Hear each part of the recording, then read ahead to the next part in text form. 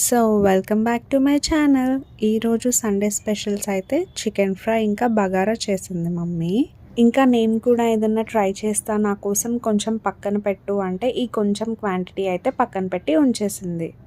ఈ కొంచెం క్వాంటిటీతో ఏం రెసిపీ ట్రై చేద్దామా అని ఆలోచిస్తుంటే పకోడీ టైప్ ఏదన్నా ట్రై చేద్దామని ఫిక్స్ అయ్యా.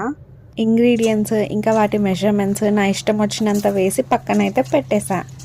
చికెన్ కుక్ అవుతున్నప్పుడే ఇంకెప్పుడెప్పుడు అయిపోతుందిరా బాబు అన్న ఫీలింగ్ ఒకటి, మళ్ళీ మనకు అసలే ఆత్రం ఆగదు కదా తినేదాకా.